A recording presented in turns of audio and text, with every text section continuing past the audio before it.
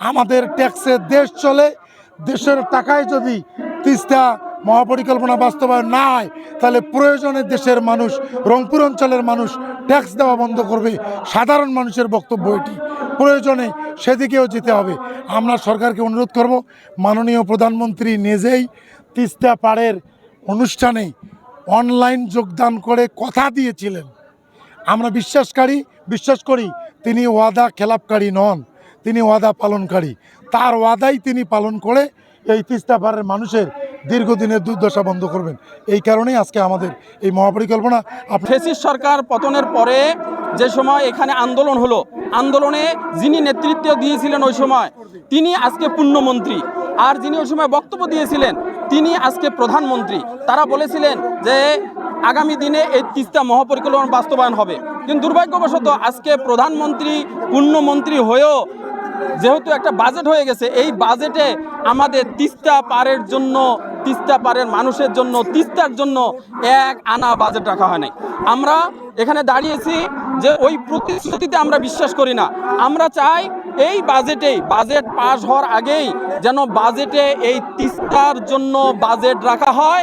আপনাকে আমরা আমাদের এই মানববন্ধনের মাধ্যমে বাংলাদেশ সরকারের মাননীয় প্রধানমন্ত্রীকে জানাতে চাই, আমরা ওনাকে স্মরণ করাই দিতে চাই যে গত 25শে ফেব্রুয়ারি মাসে উনি তিস্তা বাঁচাও যে মহাপরিকল্পনার বা বাস্তবায়নের আন্দোলনে যে উনি লন্ডন থেকে সংযুক্ত হয়েছিলেন, সেদিন উনি কথা দিয়েছিলেন যে ওনারা ক্ষমতায় আসলে তিস্তা মহাপরিকল্পনা বাস্তবায়ন ইস্যুকে জাতীয় ইস্যু হিসাবে নিয়ে এটাকে প্রাধান্য দেবেন।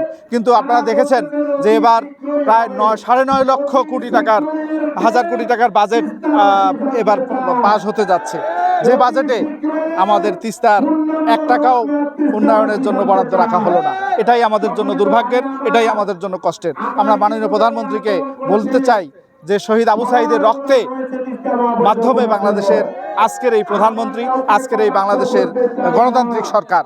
তো সেই আবু সাঈদের রক্তে ভেজা বিজড়িত রংপুর বিভাগের দুঃখ তিস্তাকে ওনারা এই বাজেটের আওতায় মহাপরিকল্পনার বাস্তবায়নের জন্য বরাদ্দ রেখে এই বাজেট পাস করবেন, সেজন্যই আজকের আমাদের এই মানববন্ধন। লালমনিরহাট জেলার কৃতি সন্তান, ত্রাণ মন্ত্রণালয়ের সম্মানিত মন্ত্রী অধ্যক্ষ আসাদুল হাবিব দুলু, তিনি তিস্তা বাঁচাও একটা আন্দোলন দিয়েছিলেন।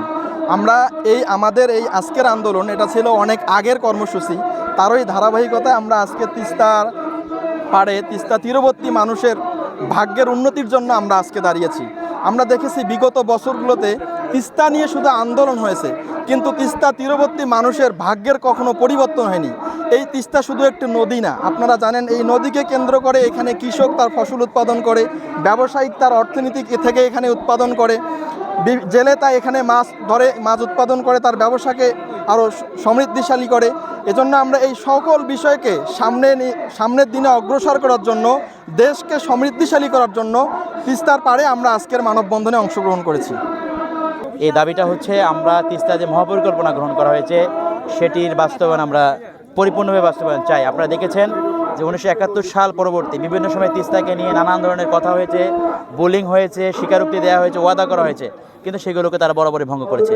আপনারা দেখেছেন যে 71 পরবর্তী এরশাদ সরকারের সময়ে সেখানে একটা ব্যারেজ নির্মাণ করা হয়েছে নামকাওয়াস্তে, যেটা দিয়ে যদি পানি আমাদের বন্ধুপ্রতিম দেশ ছেড়ে দিচ্ছে তারা অনধিকার প্রবেশের মধ্যে দিয়ে বা ন্যায্য হিস্সা না রেখে তখন কিন্তু আমাদের রাস্তা কেটে দিতে হচ্ছে আর কি।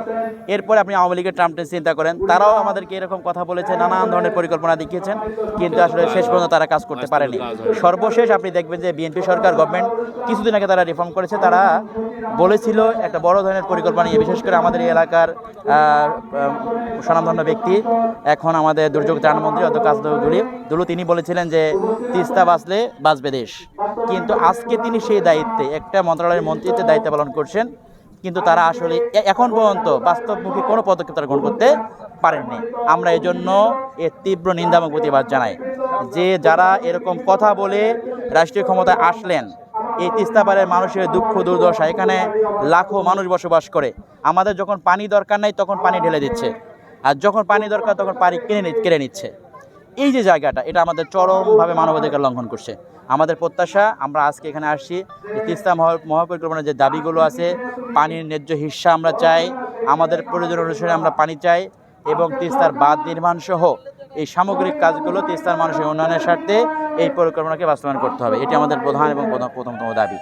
যেহেতু আমাদের বড় প্রাপ্তির জায়গা হচ্ছে, যেহেতু যারা কথা দিয়েছিলেন তারা এখন রাষ্ট্রীয় ক্ষমতায় আছেন, আমরা সহযোগিতা করব। আপনারা মেহরবানি করে এই জায়গায় আসুন, তিস্তা মহাপরিকল্পনা বাস্তবায়ন করুন।